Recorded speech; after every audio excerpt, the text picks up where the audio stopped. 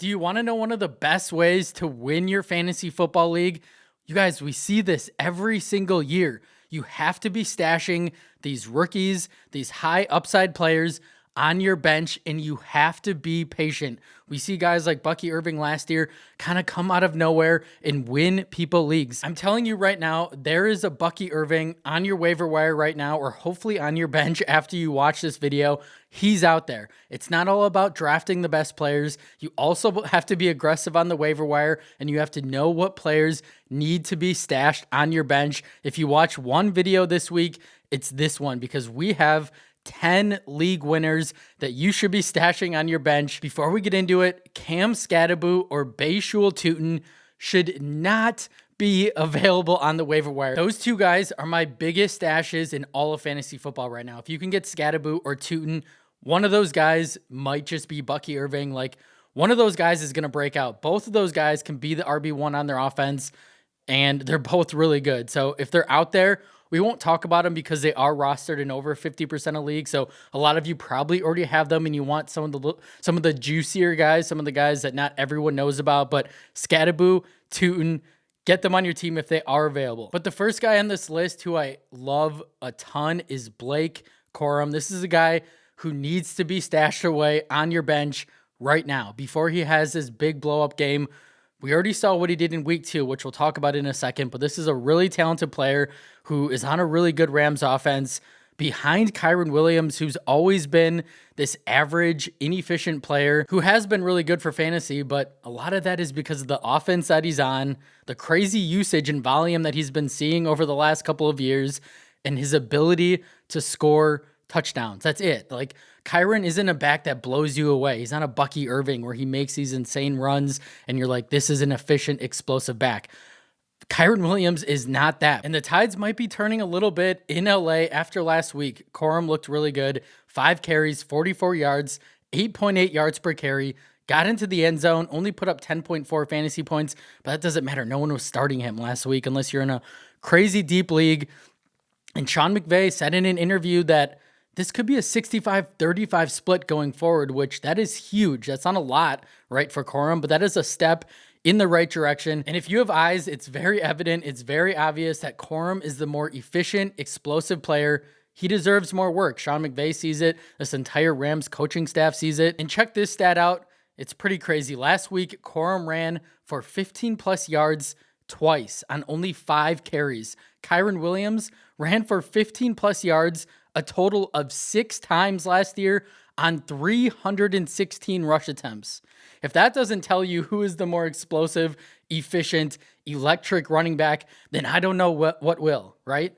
That is insane. And obviously Blake isn't just going to uproot Kyren, right? Because they just gave Williams a 3-year, $33 million contract this offseason, but he can definitely start to eat into his workload and maybe put him on the flex worthy map, right? And if Kyren were to ever get hurt, which he's proven to be semi-injury prone in the past, then you're looking at a top 12 RB1 in fantasy for as long as Kyren is out. That's what these stashes are all about. If something were to happen to the starter, what would you have on your hands? That's what you have to be thinking about. And that's why a lot of guys on this list, most of the guys on this list are running backs, because if the starter goes down, the next man up could be fantasy relevant, could be a league winner. That's not always the case for a wide receiver, right? So really like Corum. He's a talented player who's only in his 2nd year. He's already starting to eat into Kyren's workload.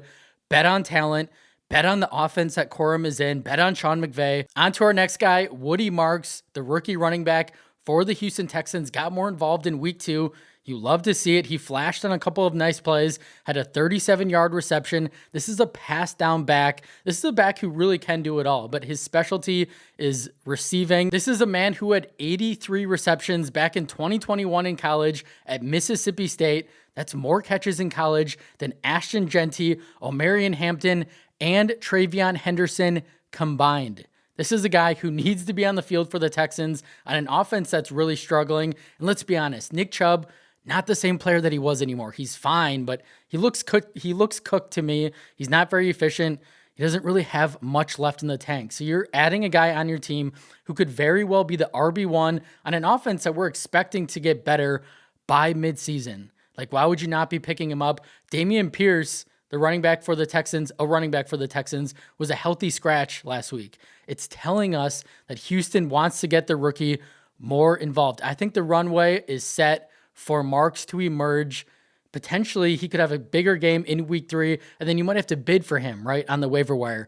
Get him for free right now, stash him on your bench, and I think he's a guy who could be a league winner down the stretch. Moving on to our next guy, Brashard Smith, rookie running back for the Kansas City Chiefs, has done next to nothing on the football field that has blown you away, and he really hasn't had many opportunities at all.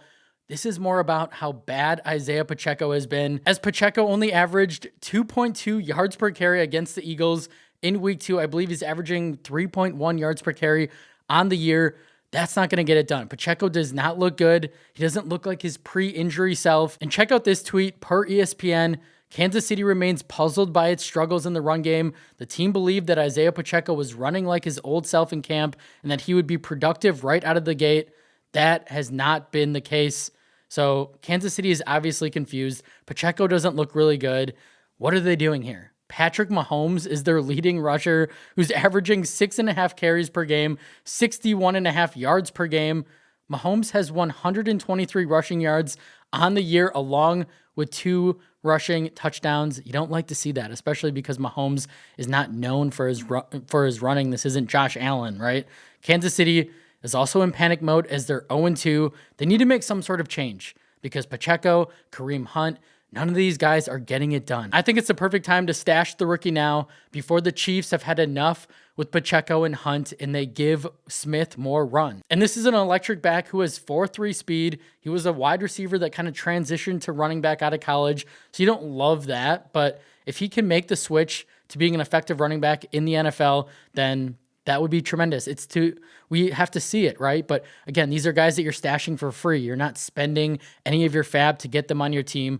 Anytime you can get a running back on a Kansas City Chiefs offense led by Patrick Mahomes, you absolutely do it. And while Brashard has only played 13 offensive snaps through the first 2 games, that could change. If Pacheco cannot get it done on Sunday Night Football against a New York Giants defense who surprisingly has not been able to stop the run this year, then they could turn to Smith. They could give him more work out of the backfield. So stash him now before you might not be able to. Moving on to our next guy, Trey Benson, whose role has continued to grow for the Cardinals. Week 1, he had a 34% snap share, 26% route participation, not terrible. But then in week 2, 48% snap share, 55% route participation. He's been the guy in the passing game. It has not been James Conner. And Benson has been very impressive with his limited opportunities as he sports a 27% missed tackle rate and 3.4 yards after contact per attempt.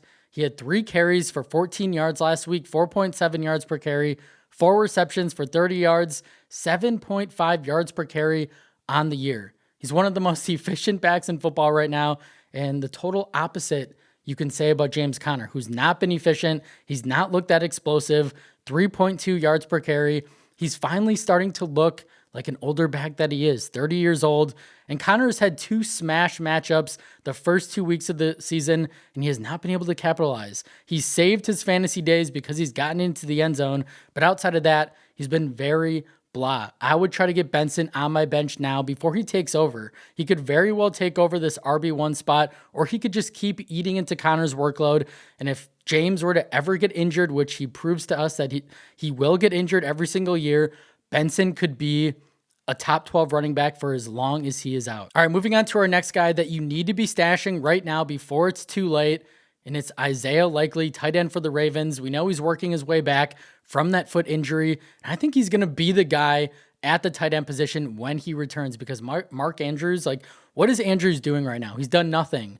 He's produced 2 receptions for 7 yards on the year. They're not even looking for him. He doesn't feel like he's involved in the offense whatsoever. He's an older player. Likely is the complete opposite. And we've seen what Likely can do in a starting role. And this is Likely's stat line over his last 7 regular season games: 433 yards on 40 targets, 30 receptions, 6 touchdowns, 13.4 yards per catch. He's well in his prime at only 25 years old. This is a really talented tight end. I would say he's a top 8, top 10 talent at the position. Why would you not want a really good player on a really good offense attached to Lamar Jackson. Like, what more could you ask for? We've seen Likely produce even if Andrews is on the field. So this isn't like I'm predicting that Mark Andrews is just going to be riding the bench once he returns. Not necessarily. While it could happen, but I think Likely is going to be heavily involved in this pass attack, whether Andrews is on the field or not.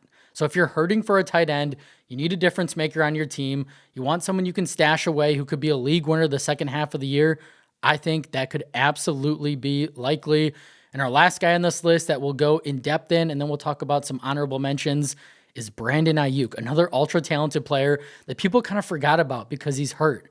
He's coming back from that torn MCL and ACL, but you can stash him on your IR spot. Hopefully you have one for free right now. He's not even taking up a roster spot. Like, those are one of the best pickups you can make because there's no risk. It doesn't affect your team at all. And we know Brandon Ayuk, uber talented receiver. He has a strong rapport with Brock Purdy. He's been really good in the San Francisco offense. Like in 2023, if you remember, this is a guy who was the wide receiver 12, averaging 16.2 fantasy points per game. He racked up 75 receptions, over 1,300 yards, and 7 touchdowns. Like, Ayuk is a special talent. He's an elite talent. The vibe around him, not great after he held out, and then he didn't look great, and then he got hurt. But don't forget who Ayuk is. Like, when he's on the field, he produces. He's going to be a big part of the San Francisco offense once he returns. And we know the dominance that he can have on those downfield receptions. Like, it feels like a no-brainer to add Ayuk onto your roster now. There's literally no risk. Do it while you can. And some other stashes, some honorable mentions that I also really like. Kyle Monungai, the rookie running back for the Bears, just because DeAndre Swift has been so bad. Like, I think they're going to give the rookie some more run as the season goes on. I also like Jalen Coker for the Panthers, receiver, because it's Ted McMillan and then no one else right now. I mean, Hunter Renfrow has been okay, but I like Coker as a talent, and I think he needs to be added. Torrey Horton for the Seahawks. He's flashed as well. He got into the end zone last week. Isaac Tesla, the rookie receiver for the Lions, probably would need an injury to St. Brown or Williams for him to be really effective in fantasy, but I would still be stashing him because if that happens, he could go crazy. Luther Burden for the Bears. I also like him to emerge as the season goes on. Tajay Spears, another guy you can put in that IR spot. Tony Pollard has been very meh for most of the year. We know the explosiveness that Spears brings to the game, running back for the Titans. This offense is better under Cam Ward. Stash him on your IR now. And then lastly, Jaden Blue, the rookie running back for the Cowboys. It is the Javonte Williams show right now. But if Javonte fizzles out, which probably won't happen, but if he gets hurt, or if they finally just let Blue be active on game day and they see what they have in him, like, he's a better pass down back than Javonte, hands down. Like, give him that role, and that could be a valuable role even if he is used in a limited fashion because of the nature of Dallas's offense. You can see how it's elevating Javonte. If Blue got some run, he could be really effective. He could earn a larger workload. I'm betting on talent here, and I'm betting on him being on a good offense. So if you have room, Blue should be on your bench. That's all I have for you guys today. Really appreciate you guys sticking with me here, watching the entire video. Like the video if you did enjoy it. Share it with your friends. Comment down below. Subscribe. Thank you again to all of you. I appreciate you all, and I'll see you in the next one.